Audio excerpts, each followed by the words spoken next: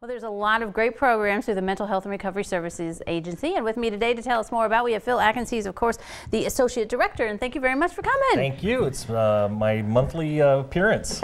And you said you wanted to talk about some of your favorite things. We could go into music and song, but let's not. But tell us about some of the programs that you really think are some of the wonderful highlights. These are a few of my favorite things. You know, when people think of us, they think of counseling, they think of treatment, and those things are very important, but a couple of things that people don't know that we do. The first one is a relatively new program for us called We Care at Work. And this came out of a conversation with folks at the Chamber, Jed Metzger, Karen Grothaus from Spherion, and they had applicants for jobs who would be good applicants if they could pass the drug test. So we came up with a program called We Care at Work, and we hired some folks to come in. We've had 9 companies go through the training now. They get a good policy. They get access to really good intervention services for those folks in order to make them good employees. Mm-hmm. So that's a really big one that we really have enjoyed. Our goal is over the next 5 years to have 50 companies in Allen, Auglaize, and Hardin Counties trained. Mm-hmm. So we're well on target with our 10 this year, or Very 9 this good, year. So yeah. that's really good. So great program. And when we're talking about people, you know, fail the drug test. I mean, I immediately think, oh, cocaine or heroin or something like that. A lot of it was marijuana. So it's the vast majority was marijuana. Education is really what we need. Education and good policies. You know, policies are all over the place in businesses because they kind of evolve over time. Mm-hmm. And so we brought in working partners out of Reynoldsburg to do our training, and they have helped people make sure that their policies are legal, and that they will hold water in court, and that they are geared toward getting that person employed. Yeah, so exactly. It's a great program. Great stuff. Yeah, it really is. All right, PACS Good Behavior Program. PACS That's Good awesome Behavior too. Game. This is probably one of the ones that's nearest and dearest to my heart because it's kids. And we started the PACS Good Behavior Game last August.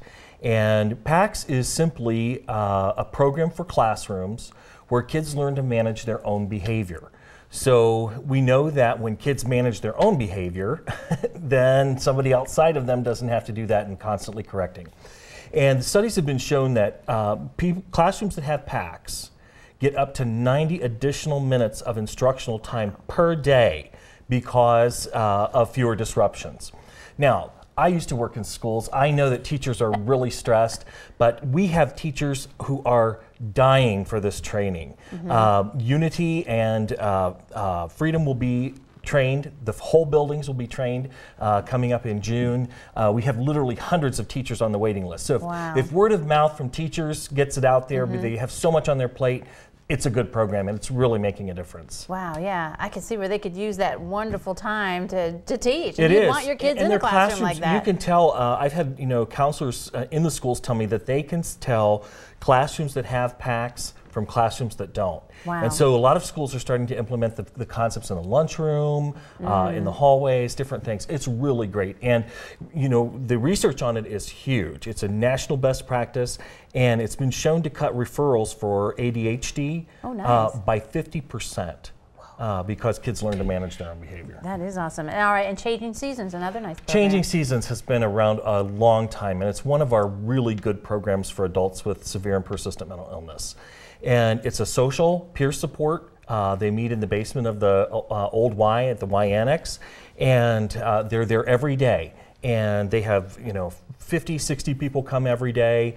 They do not only social and recreational things, play games, they read, do crafts, those kinds of things, but they also do job skills. They do personal hygiene. Mm-hmm. They do all kinds of really good things that integrate folks into the community. And it's a really nice place to hang out because it can be a pretty lonely thing if you have mental illness. And so getting with other people that kind of understand, and we've got great staff down there, mm-hmm. and it's just an amazing program. Every time I go down there, I feel good. Oh, very good. And all these programs are possible, and you need funding for that, and that's kind of key to the election tomorrow, right? We do, and we have an issue on the ballot tomorrow, levy on the ballot, and it's kind of a small levy that makes a big difference because that's how we fund these types of programs. It'll cost the average homeowner of a $100,000 home about $35 a year.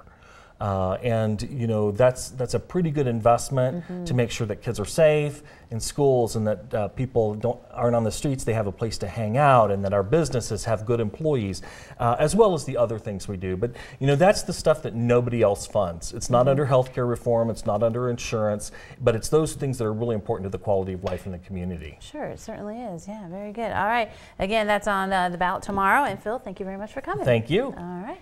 Don't go away. Medical news is next on Noon Edition.